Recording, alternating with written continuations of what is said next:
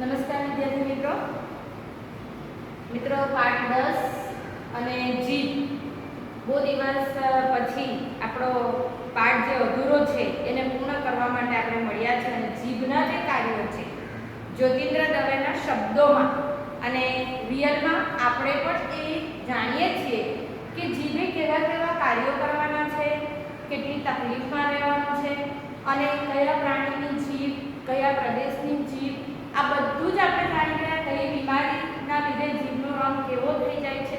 મિત્રો આપણે આ બધું જ શીખી ગયા.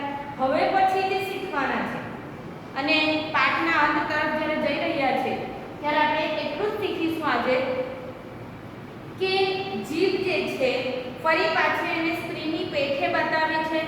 બીજું કે કેટલાક માણસોની જીભ કેટલાક વ્યક્તિઓની સામે આવવાથી એની જે અદા હોય છે, બોલવાની રીત જે હોય છે એ બદલાઈ જતું હોય છે.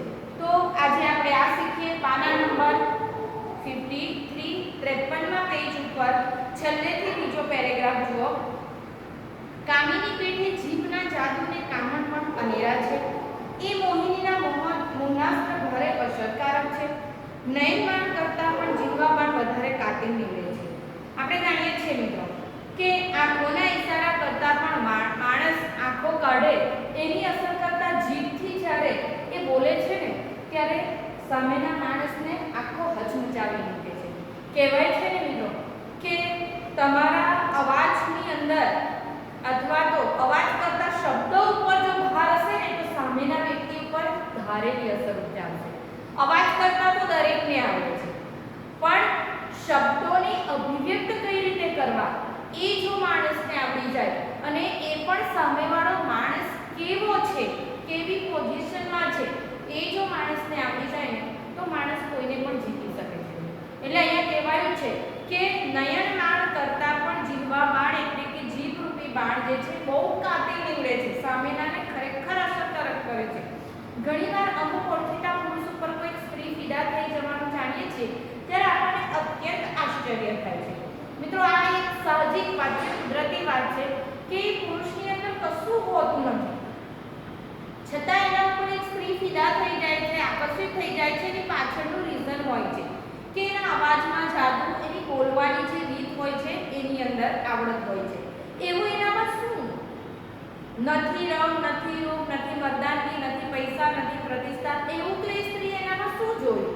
આપણને કાયમમાં ક્વેશ્ચન માર્ક હોય છે કે આ પુરુષની અંદર કોઈ વસ્તુ છે ને તો એનામાં શું જોઈ ગઈ? એમ સામાન્ય રીતે બધાને લાગે છે, પણ તન મન કે ધનના વૈભવ વડે નહીં, એને તો જીભના જાદુથી એ સ્ત્રીનું મન હરી લીધું છે. કેટલાક વ્યક્તિઓ ખરેખર બોલવામાં બહુ સારા હોય. એટલે વ્યક્તિઓની વાત કરીએ, મહાન આત્માઓ પણ પોતાની જ્યારે સ્પીચ આપે છે, જ્યારે વ્યાખ્યાન આપે છે ત્યારે તમે જોજો કે એમને સાંભળ્યા કરવાની ઈચ્છા થાય. મોરારી બાપુ હોય, કથા જ્યારે કરતા હોય તે આપણે ત્યાં હમણાં એફબી ઉપર હું ઘણી વખત એમના વિડીયો જોઉં છું. સ્વામિનારાયણના એક સ્વામી છે, નામ ભૂલી ગઈ એમનું, પણ ખરેખર એમનું જે વ્યાખ્યાન હોય છે એ ખરેખર આપણને સાંભળવાનું ગમે છે. તો એની અંદર શું હોય તો કે એમની બોલવાની આવડત. વાતો તો આપણે પણ આવી રીતે કરી શકીએ છીએ, પણ એ બોલવાની આવડત જ માણસને પોતાના તરફ આકર્ષતું હોય છે. એ આપણે જાણતા હોતા નથી. અભિમન્યુ પર નયનના જાદુ અજમાવી ચૂકેલી ઉત્તરાને જીભના જાદુ અજમાવવાનો વધારે અવસર મળ્યો હોત તો એ વીર પુરુષ બની રણ સંગ્રામમાં જઈ સ્વર્ગવાસી બનવાને બદલે વીર પુરુષ બની નમૂનેદાર ગૃહસ્થાશ્રમી થયો હોત. ઈશ્વર પણ જીભને વશ થાય છે કે આપણી જીભ કેટલી સત્ય છે, કેટલી સરસ છે. એના ઉપર અહીંયા તો લેખક એમ કહે છે કે પ્રભુ બી એના ઉપર વશ થાય છે. એક વસ્તુ છે મિત્રો, પ્રભુને રટણ કરવા માટે, યાદ કરવા માટે કોઈક સમય અથવા તો કોઈક રીત બાદ એમણે નથી નક્કી કરી. એ કોણે નક્કી કરી? એ આપણે લોકોએ નક્કી કરી. એટલા માટે જરૂરી છે કે ભગવાનને તમે ગમે તે રીતે યાદ કરો, તમારી અદાથી જો એ ખુશ થઈ ગયા ને તો એ તમને વરદાન આપી દે છે. એકવાર એક ખેડૂતની અંદર એક ખેડૂત ખેતરની અંદર બહુ જોર જોરમાં ભગવાન સાથે વાત કરતા હતા અને ત્યાંથી એક સજ્જન પુરુષનું પસાર થયું. એટલે એણે કીધું કે આજે આવો, તારા માટે કઈ અક્કલ છે? તું ભગવાનની સાથે આ રીતે વાત કરે છે? આટલી મહાન હસ્તી જે સર્જનહાર છે તેની સાથે તું આ રીતે વાત કરે છે? એટલે તરત જ ત્યાંથી આસમાનમાંથી એક ગેબી અવાજ આવ્યો, એક અદ્રશ્ય અવાજ આવ્યો અને કીધું કે હે માણસ, હે સજ્જન, મને તો એની આ અદાએ પસંદ છે. કેમ? તો કે એની અંદર કપટ નથી, એ બહુ નિખાલસતાથી મારી સાથે ચિલ્લાઈને વાત કરે છે, મને તો એ પણ પસંદ છે. એટલે મિત્રો ભગવાનને ક્યારે કઈ વાત પસંદ આવી જાય, કઈ અદા માણસની પસંદ આવી જાય એ આપણે કહી શકતા નથી. આપણે ઘણી વખત એમ કહીએ ને કે આને તો આટલા ગુનાહ કર્યા છે, આને તો આવી સજા મળવી જોઈએ, એના માટે કુદરત બેઠો છે, આપણે સજા કરનારા કોઈ નથી. કહેવાય ને કે ભાઈ કોઈની ફિતરત ઉપર ક્યારેય નહીં અજમાવો, કોઈની ફિતરતને ક્યારેય નહીં અજમાવો. કેમ? તો કે દરેક પોતપોતાની રીતે બેસ્ટ જ હોય છે, ફાઇન જ હોય છે.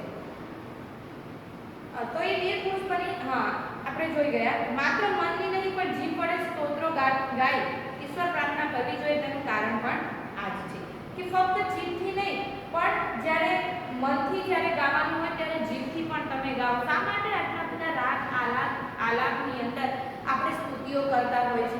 એમ પણ બોલી શકાય ને, સીધે સાચું પણ બોલી શકાય, પણ કુદરતને પણ આ વસ્તુ પસંદ છે. શેષ નામની હજાર જીવને લીધે જગત ગતિમાન રહી શક્યું, એના ઉપર શયન કરવાને લીધે ઈશ્વર પણ જાગૃત રહી શકે છે. જેમ દેશની જીભો વિશિષ્ટ પ્રકારની હોય છે. મિત્રો આ પેરેગ્રાફની અંદર દેશની વાતો કરવામાં આવી છે કે જીભો વિશિષ્ટ પ્રકારની હોય છે, તેમ ભિન્ન ભિન્ન વ્યક્તિની જીભની ખાસિયત પણ જુદી જુદી જાતની હોય છે. કેટલીક જીભો શ્રોતાના કાનની ઉપાસક હોય છે કે કેટલાકને સાંભળવા માટે ગમે અને પડાપડી થાય છે. આજે આપણે નાટકો જોવા જઈએ કે ફિલ્મો જોઈએ ત્યારે આપણને શા માટે અમુક પાત્રો નથી ગમતા? તો કે એના સંવાદ આપણને આકર્ષી શકતા નથી, એનો અવાજ જે છે આપણને આકર્ષી શકતો નથી, એટ્રેક્શન નહીં હોય. અને કેટલાક પાત્રો એવા હોય કે એના અવાજમાં જાદુ હોય. આપણે અગાઉના પીરિયડમાં ચર્ચા કરી ગયા કે કોઈ એવો અવાજ ગમે તો કે વિલન તરીકે અમરીશ પુરી હોય, અમજદ ખાન હોય, એ પહેલાના વિલનની અંદર બોલવાની જે હતી ને જીભ વડે તાકાત, લોકોને આકર્ષવાની, એ લોકો જોવા માટે જતા હતા. કે આજે શોલે પિક્ચરના ગબ્બર સિંહના સંવાદ કેમ આપણે બારે ઘડીએ યાદ કરીએ છીએ? શા માટેના વિડીયો બનાવીને આપણે મૂકીએ છીએ? રાજકુમારની જે સ્પીચ હતી કે રાજકુમાર જે સંવાદો બોલતા તે આજે પણ વર્લ્ડ ફેમસ છે કે એમના અવાજમાં એક જાદુ હતો. એટલે અવાજથી દુનિયા ઓળખાય છે. આખો વખત સાંભળનારના કામમાં એ દુનિયા કરે છે. કેટલીક જીભો આત્મપ્રશંસાની રેલીમાં પોતાને ન સાંભળનારને ડૂબાડી દે છે, તો કેટલીક સાંભળનારની ખુશામતમાં રચી પચી રહે છે. કે જીભો પણ અનેક પ્રકારની હોય છે. કેટલાક સાંભળનારને પોતાની તરફ આકર્ષ્યા કરે ને કેટલાક પોતાની પ્રશંસા કર્યા કરે, આત્મશ્લાઘા જેને કહી શકાય. કેટલીક જીભો સ્ત્રી મુખને જોઈને વાચાળવાની છે. કેટલાક લોકો એવા હોય કે સુંદર સ્ત્રી હોય સામે તો એને આકર્ષવા માટે સરસ મજાના શબ્દો બોલે અને એને પોતાની તરફ આકર્ષે છે, એટલે વાચાળ બની જાય એટલે વધારે પડતું બોલવા માંડે. અન્યથા મુક્ત થઈને રહે છે અને કેટલાક મુક્ત બની જાય છે, બોલતા નથી. જીભો બહુવ્રીહી સમાજની પેઠે અન્ય પદ પ્રધાન હોય છે. કે બહુવ્રીહી સમાજ જે છે એની પેઠે કેવું હોય છે કે અન્ય પદ પ્રધાન હોય છે, કે અન્ય પદ ઉપર ધ્યાન આપેલું હોય છે. બીજાના જ મનના વિચારની વાહક બને છે, કે બીજાના મનની વિચારની વાહક બની જાય છે. જો ઘણા બધાને એવી આદત હોય છે કે ટોપિક ચાલતો હોય ને તેની અંદર બધા એ પ્રવાહમાં તણાવવા માંડે, એ પોતાના વિચારો રજૂ કરે. એટલા માટે કહેવાયું છે કે ક્યારેય ચર્ચામાં ભાગ લે ત્યારે એ વિષયનું નોલેજ ન હોય તે ચર્ચામાં પડવું નહીં. શું થશે? અડધેથી આપણી ગાડી બંધ થઈ જશે. આપણને પૂરેપૂરું નોલેજ હોય એ વાતની અંદર તો જ એમાં કૂદકો મારવો ને તે વાતમાં પડવું નહીં. કેટલીક જીભો કાતરનું કામ કરે છે અને કેટલીક સોયની ગરજ સારે છે. કેટલીક નેતરની સોટીનો ખ્યાલ રાખે છે. કે મિત્રો ઘણી વખત કેટલીક સોય જે હોય છે એ જેમ સાંધવાનું કામ કરે તેમ ઘણા બધાની જબાન, ઘણા બધાની જીભ પણ આ રીતે કામ કરતી હોય છે. મિત્રો તમે કોઈ પણ હોસ્પિટલની અંદર દાખલ વ્યક્તિની ખબર કાઢવા માટે જાઓ છો તો તમે કઈ રીતે વાત કરો છો ને એના ઉપર આધાર રાખે છે. તમે ત્યાં જઈને મૃત્યુ પામેલાની વાત કર્યા કરો કે આ વ્યક્તિ આવી રીતે બીમાર હતો ને આટલા દિવસમાં ઉકળી ગયો ને આમ થઈ ગયું, તો બિચારો ના સાજો થવાનો હોય તો પણ ના થાય. એટલા માટે જરૂરી છે કે તમે ત્યાં જઈને કઈ રીતે બોલો છો, એની સાથે કઈ રીતના સંવાદ કરો છો, એ બહુ જ આધાર રાખે છે. એટલે હંમેશા જીભને જે છે એ કાતર નહીં બનાવો પણ સોય દોરો બનાવો કે તે ટાંકણાને ભેગા કરે છે. કેટલીક નેતરની સોટીનો પણ ખ્યાલ આવે છે. નેતર એક પ્રકારનું લાકડું એવું આવે કે સળતું નથી જલ્દી, અને એ લાકડી જ્યારે માણસના ફટકા મારે કે પ્રાણીને ફટકા મારે તો સોળ લઈને લીધે છે, એના નિષ્ફળતા પડી જાય. એટલે નેતરની સોટીની વાત કરી છે. એટલે ઘણા બધાના શબ્દો એવા હોય કે ઓછું બોલતા હોય એ પ્રકારનું બોલે કે એના ઉપર એ અસર કરે છે. એટલે મિત્રો શબ્દોને અને પાણીને બહુ સાચવીને વાપરવાનું છે. અને આજના ટેકનોલોજીની અંદર તો ખાસ કે તો કે તમે એક શબ્દ બોલશો ને સામેવાળો 50 માણસ સાંભળનારા હશે તો એ પોતાની રીતે એના 25 અર્થ કાઢશે. બાકીના 25ની સામ્યતા હશે એકબીજા સાથે, પણ બાકીના 25 અર્થ જે નીકળે છે એ બહુ ખતરનાક હોઈ શકે છે. એટલે શબ્દો જ્યારે બોલાતા હોય ત્યારે એને બહુ જ સાચવીને બોલવાના હોય છે. સામેના વ્યક્તિ કેવું છે, કેવા પ્રકારનું છે, એનો પદ કેવો છે, આ બહુ જ સાચવીને બોલવાનું હોય છે. જીભને આપણે લૂલીનું અભિધાન આપ્યું છે. અભિધાન એટલે ઉપનામ આપ્યું છે. લૂલીબાઈ કહેવામાં આવી છે. એક નવો શબ્દ આવે છે જીભ માટે કે જીભને અભિધાન આપવામાં આવ્યું છે લૂલીબાઈ. લૂલીબાઈ પણ કહેવાય છે અને લૂલી પણ કહેવાય છે. કે તો કે એમાં એક કે હાડકું નથી, પણ આપણે આગળ કહી ગયા ને કે એ લૂલીબાઈમાં હાડકું નથી, પણ હાડકા ભંગાવવાની તાકાત એ રાખે છે. તો એ ઈશ્વર કૃપા પામેલા પંખુના જેવી હશે, આખો ગીરી ઓળંગી શકે એવી. ભલે લૂલી છે છતાં પણ પંખુના જેવી છે, લાચાર છે છતાં પણ આખો ગીરી, આખો પહાડ ઓળંગી શકે એટલી તાકાત કુદરતે એનામાં મૂકી છે.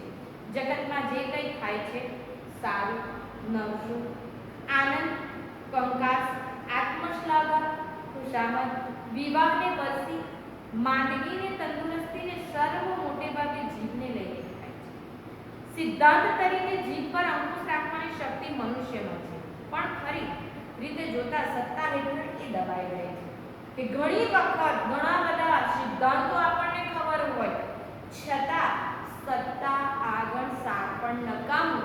એ કહેવત માઇન્ડમાં ગોઠવી દેવાની કે ઘણી વખત સામેના વ્યક્તિ પાસે જો સત્તા વધારે હોય ને અને આપણને નિયમો ખબર હોય ને તો એ આપણે ચૂપ થઈ જવું પડે છે.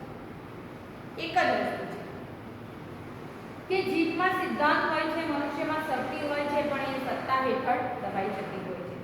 સમાજ ધર્મને કાયદાની રૂએ પુરુષ સ્ત્રીનો સ્વામી છે, પણ વસ્તુતઃ એ સ્ત્રીનો ગુલામ હોય તેમ બને છે. કે સમાજની અંદર, ધર્મની અંદર પુરુષ જે છે એ સ્ત્રીનો સ્વામી કહેવાય છે, પણ કેટલીક વખત સ્ત્રીનો ગુલામ હોય તે રીતે વર્તો હોય છે કે જી હા કરીને પત્ની પોતાની બાળકી, પોતાની માની સામે એને નમતું મૂકીને વર્તવું પડે છે સમય, સંજોગ અને પરિસ્થિતિને આધારે. એ જ રીતે જીભના તાબામાં રહે છે એની તંદુરસ્તી, એની નીતિ, એનો વિવેક, એનો ધર્મ, એનું આખું જીવન એની જીભને આધારે વિકસે છે, મળશે છે. મનુષ્ય એટલે જ જીભ. કે લેખકે એમ કીધું છે કે મનુષ્યની ઓળખ શેનાથી થાય છે? મનુષ્ય એટલે જ જીભ. શા માટે જીભ સાથે મનુષ્યનું આખું અથવા તો એનું કેરેક્ટર જે છે જીભ સાથે સરખાવી છે? તો કે તેનું કારણ છે કે માણસ બોલે છે, જીવે છે, વળસે છે, વાત બગડે છે, સુધરે છે, આ બધું કોના કારણે થાય છે? કે જીભને કારણે થાય છે. એટલા માટે એને કીધું છે કે મનુષ્ય એટલે જ જીભ. મને લાગે છે ઈશ્વરે આ માનવ યંત્ર ઘડ્યું છે કે આપણે એક માનવ રૂપી યંત્ર જ છે. જેમ આપણે વાહનો વાપરીએ છીએ, એની યંત્રો વાપરીએ છીએ, એ યંત્રોની અંદર જે જુદા જુદા પાર્ટ્સ ગોઠવેલા હોય તેમ એક ભગવાને પણ આપણું ખૂબ મજાનું પાર્ટ્સ બનાવ્યું છે. પણ ક્યાં તો એણે બહુ ઉતાવળ કરી હશે, ક્યાં તો યંત્ર ઘડવાનો એને ઝાઝો અનુભવ નહીં. કે ભગવાને બનાવ્યું તો છે પાર્ટ્સ, પણ થોડી ખામી લાગી. કોને લાગી? આપણા લેખકને, જ્યોતિન્દ્ર દવે. થઈ શકે એની કેટલીય સગવડ એણે કરી. સ્ક્રૂ મૂકવાને બદલે કેટલી વસ્તુ તો એણે એમની એમ જડી દીધી છે. કે કામ કર્યું હતો કે જીભને આખી જડી દીધી, એના કરતાં સ્ક્રૂ મૂક્યા હતો, કાઢી મૂકી શકાય એવી વ્યવસ્થા કરી હતો. જીભને ધારીએ ત્યારે મોંમાંથી છૂટી કરી શકાય એવી રચના કરી હોત તો કેટલી સગવડ થાય. નાટક, સિનેમા અથવા સભામાં પ્રેક્ષકોને શ્રોતાઓ પોતાની જીભનો વધારે પડતો ઉપયોગ કરી બીજાને દખલ કરે છે. તેને બદલે સૌ પોતપોતાની જીભ બહાર જુદી જુદી ડબ્બીમાં મૂક્યા પછી સભાસ્થાનમાં દાખલ કરવામાં આવતા હોત તો નાટક, સિનેમા તથા સભા આપણને કેટલી વધારે આનંદદાયક લાગે. આ લેખકના શક્ય નથી મિત્રો. કુદરતે જે બનાવ્યું છે તે બધું યોગ્ય છે, પણ લેખકે ધારણા કરી છે કે આવું હોત તો કે જીભને સભાની અંદર જવા પહેલા, સભા ખંડની અંદર જવા પહેલા પોતપોતાની અલગ ડબ્બીમાં મૂકીને બહાર જવાનું હોય અને અંદર જઈને શાંતિથી બેસવાનું હોય તો કોઈ વાત જુદી હોય.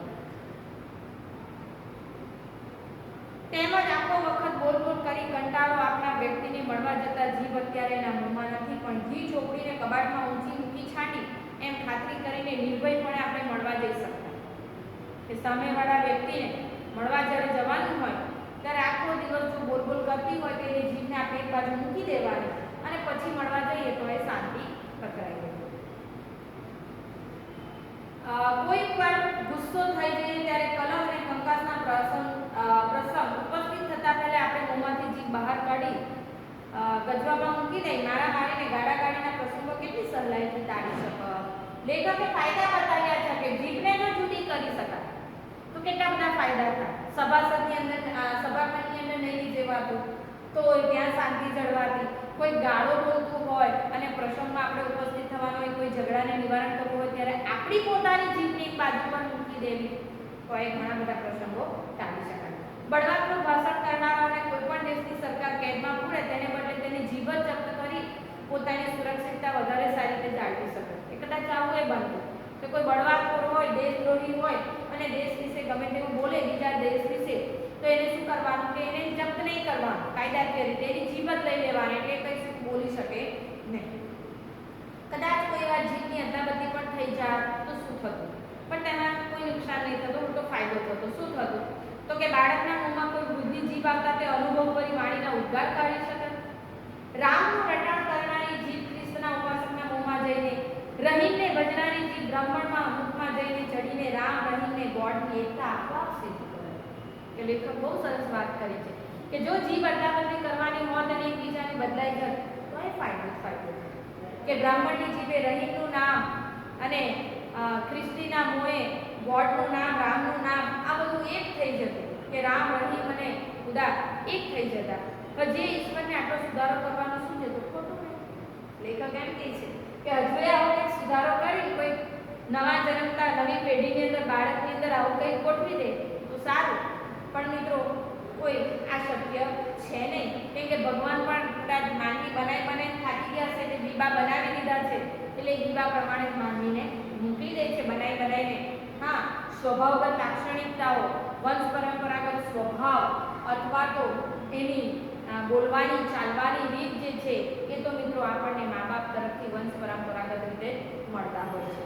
અને ઘણી વખત એવું પણ બને, બધી જ વખત એવું નથી બનતું કે મા બાપ બહુ સારું બોલતા હોય એટલે બાળકો સારું બોલે. એ કદાચ બાહ્ય પરિબળોને કારણે પણ એની અંદર ઉછાંચણાપણું આવી જાય, સ્વચ્છંદીપણું આવી જાય અને બાળક બગડી જાય છે. ઘણી વખત આવા પ્રશ્નો ઉપસ્થિત થાય છે કે બેન મારા ઘરની અંદર તો અમે તો બહુ શાંત છે પણ મારું બાળક કેમ આવું થયું, અથવા ઘણા કહેતા હોય કે એના મા બાપ કેવા સારા છે અને બાળક કેવું છે, અથવા બાળક સારું હોય મા બાપ ખરાબ હોય. એ પણ એ બધી કુદરતની લીલા છે મિત્રો. એ કુદરત આગળ આપણે લાચાર છીએ.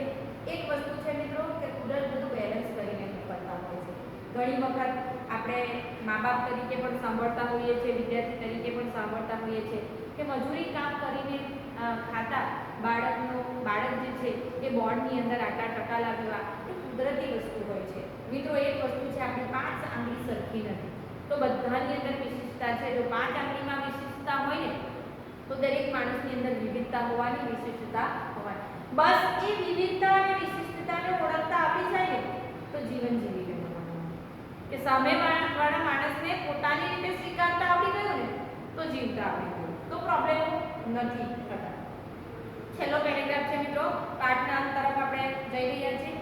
પ્રતિકૂળ સંજોગોમાં પણ આનંદથી સી રીતે કર્તવ્ય બજાવ્યા જવાય એ જીવ આપણને શીખવે છે. એટલે પ્રતિકૂળ એટલે આપણને અનુકૂળ ન હોય ને તેનું વિરોધી. ખરાબ સમયની અંદર પણ આપણને જીવ કઈ રીતે જીવવાનું છે એ શીખવે છે. આગળ 32 ભૈયા જેવા મજબૂત દાંત. હવે જીવની પોતાની પરિસ્થિતિ લેખકે હાસ્ય રીતે અહીંયા ઉપજાવી છે કે જીવ કેવી પ્રતિકૂળ પરિસ્થિતિની અંદર જીવે છે. તો કે 32 ભૈયા જેવા મજબૂત દાંત છે એની ફરતે, પાછળ ગળાની ઊંડી ખાઈ આપી છે. અનેક પ્રકારના ટાઢા, ઊના, તીખા, ખારા પદાર્થોનો શું થાય છે? સતત મારો ચાલે છે. એક જીભના સ્વાદ માટે એને કેટલા બધા પ્રયોગ કરાવે છે, ટાઢા, ઉના, તીખા, ખારા પદાર્થોનું સતત ભાન છે. તમે ચા પી જાઓ, એ ગરમ હશે કે ઠંડી હશે, પેટ તો એને સ્વીકારશે. તમે શાકભાજી ખાઈ જાઓ, કાચું હશે કે બનાવેલું હશે, પેટ તો એને સ્વીકારશે. પેટને તો શું છે, ખોરાક જોઈએ છે, અને શરીરને પોતે શું આપે છે, શક્તિ પ્રદાન કરે છે ખોરાકમાંથી. એટલા માટે કેટલાક ખોરાકો રાંધીને ખાવાના હોય, કેટલા આપણે કાચા ખાવાના હોય. આ જ વસ્તુ છે કે એની અંદર મસાલો મીઠું નાખતા આપણને કોણે શીખવા? જીભે શીખવા. સંચાલન માટે ઓછામાં ઓછી જગ્યા છે એને હલનચલન કરવા માટે. સૂર્યનો જરાય પ્રકાશ ન આવે એની સાંકડી અંધારી જગ્યામાં લપાઈ રહેવાનું છે બિચારી જીભ. આવી અનેક પ્રતિકૂળતાઓ છતાં જીભ આનંદથી નિર્ભયપણે પોતાનું કાર્ય કરી રહી છે. આપણને ફરિયાદ કરે છે જીભ કે મને બહાર કાઢો, કંટાળી ગઈ છું, હવે મને ગમતું નથી, કે છે નથી ગમતું. ખાનપાનનો રસાસ્વાદ માણી અંદરનો અને મનના હૃદયના વિચાર ભાવોને વ્યક્ત કરી બહારનો સંસાર સાચવે છે. કે જીભ ખરેખર બહુ કામ કરે છે કે ખાનપાનનો રસાસ્વાદ તો માણે છે, પણ હૃદયના અને મનના ભાવોને વ્યક્ત કરીને સામેવાળા વ્યક્તિનું હૃદય પણ જીતે છે અને મનમાં પણ વસી રહે છે. એટલે કે બહારનો સંસાર પણ એ સાચવે છે. અને સુખી થવું હોય તો મનુષ્ય સંસારમાં જલ કમલવત નહીં પણ મુખ જીવવત રહેવું એવું સાંભળે છે. તેને ઘેરો ને ગૂઢ બોધ વગર બોલીએ સંભળાવે છે. જલ કમલવત એટલે પાણીમાં રહેનાર કમળના જેવું, અને જીભ કમલવત એટલે જીભના જેવું, મુખની અંદર રહેતી જીભ. તો તેને અનુસરીને ચાલવાનું છે. આપણે કમલવત નથી બનવાનું, કે આપણે કમળમાં રહેતા પાણીના જેવું નથી થવાનું, કે એને અનુસરીને. પણ અહીંયા એમ કહે છે લેખક છેલ્લી લીટીમાં કે આપણે મુખ જીભવત રહેવાનું છે. એટલે કે મુખને અનુરૂપ થઈને જીભ પણ પોતાનું જીવન કાઢે છે. અંદરનું અને બહારના રહસ્યોથી માંડીને ગૂઢતાને એક ઘેરો બોધ આપણને આપે છે. તો મિત્રો, પાઠ અહીંયા આપણો પૂર્ણ થાય છે. આ પાઠની અંદર આપણે જીભને લીધે થતા નુકસાન, નફો, બીમારીઓ, પ્રાણીઓની જીભ કેવી અસરકારક હોય છે, પ્રદેશ પ્રમાણે જીભ કેવી હોય છે, અને જીભને વારે ઘડીએ એક સ્ત્રી સાથે સરખાવી છે. સ્ત્રી જેવી લેખકે સ્ત્રી સાથે સરખાવી છે. કેમ? તો કે એના ઘણા બધા લક્ષણો સ્ત્રી જેવા છે જીભના.